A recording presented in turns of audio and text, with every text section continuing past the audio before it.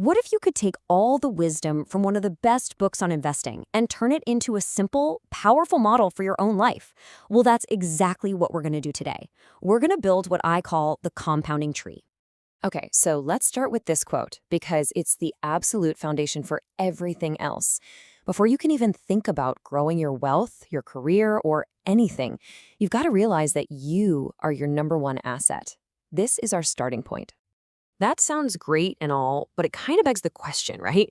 In a world with a million different things you could do, how do you actually get the best possible return on that investment in yourself? Now, you might think the answer is some secret stock tip or a fancy productivity hack, but it's not. The secret is actually a universal law of nature. It's the same law that turns tiny seeds into massive forests and small savings accounts into fortunes. And that law is compounding. It's this incredible idea that tiny, consistent actions, when you repeat them over a long, long time, don't just add up, they multiply. They explode into something huge, something you could barely recognize from where you started. So let's get our hands dirty and plant the seed for our tree. First, we need to really understand this universal law in action. How does it actually work? Let's take a really simple, totally doable example. Reading just 25 pages of a good book every single day. It doesn't sound like a lot, does it? But that tiny daily habit, it compounds into almost 10,000 pages a year. That's dozens and dozens of books, a gigantic leap in your knowledge, all from a habit that takes maybe less than an hour a day. But, and this is a huge but, here's the catch. You're going to hear this phrase a lot. The idea is incredibly simple, but doing it consistently, that's not easy. That takes real discipline. Okay, so our seed of compounding is planted. The very first thing we need to grow is the trunk of our tree. And that strong, sturdy trunk is built by compounding your knowledge. You know, Elon Musk has a fantastic way of thinking about this. He says knowledge isn't just a big pile of facts, it's a semantic tree. You have to start by understanding the fundamental principles. That's the trunk. If you don't, all the little details, the leaves, have nothing to hang on to. They just fall away. So, how do you decide what fundamentals to focus on? A great tool for this is the Lindy effect. It basically says you should prioritize ideas that have survived for hundreds or thousands of years over the breaking news that'll be forgotten by tomorrow. Focus on that timeless wisdom. That's the stuff you build a strong trunk with. And to make sure you're actually learning this stuff, not just memorizing names and dates, use the Feynman technique. It's simple. Try to explain a really complex idea in simple terms, like you're teaching it to a kid. If you can't, you don't really understand it yet. It forces you to build real solid knowledge. All right, so we've got this solid trunk of knowledge growing. What's next? Well, now we start to grow strong branches, and those branches are formed by compounding your character.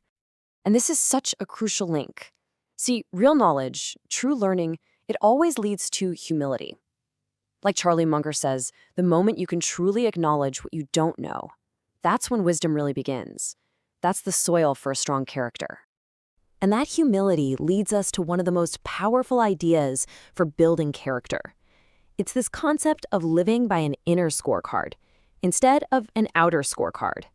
See, the outer scorecard is all about what other people think of you, your job title, your reputation, how many likes you get. But the inner scorecard, the one that really truly matters, is based on your own principles. It's about looking in the mirror and asking yourself, am I doing the right thing? Am I being a good person? That's the only metric that matters in the end. This ties right into knowing your circle of competence. Look, it's not about being the smartest person in the room or having the biggest circle. It's about being brutally honest with yourself about where the edge of that circle is, and then having the discipline to stay inside it. So, you've put in the work. You've grown a solid trunk of knowledge and strong branches of character. Now comes the best part. It's time to harvest the fruit by compounding your entire life. But let's be really clear about what the goal is here. Being rich just means having a lot of money, but being wealthy, well, that's something else entirely. Being wealthy means having control over your time. It means freedom. That is the ultimate fruit of this tree. So, how do you get that freedom? Munger's path is, again, so simple it's almost boring. Spend less than you make. Always be saving something. And this part's key. Put it in a tax-deferred account.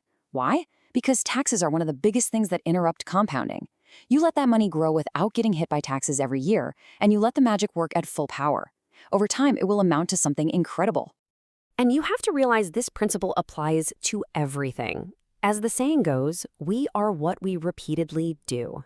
Excellence in your finances, in your health, in your relationships. It's never a one-time thing. It's always the result of your compounded daily habits. And ultimately, it all boils down to this powerful, unavoidable truth. Your life today is simply the sum of your past choices. If you make the hard choices, saving money, exercising, reading that book, you compound your way to an easy life. If you make the easy choices, spending, procrastinating, you compound your way to a hard life. Which brings us to the single most important rule of this whole thing. The one thing you have to protect at all costs is this: never, ever interrupt compounding unnecessarily. Whether it's your investments, your learning, or your habits, consistency is the secret sauce. Don't stop. So, I'll leave you with this question. Now that you know that the smallest, most consistent inputs create the most massive results over time, what's the one simple habit you're going to choose to start compounding in your life starting today?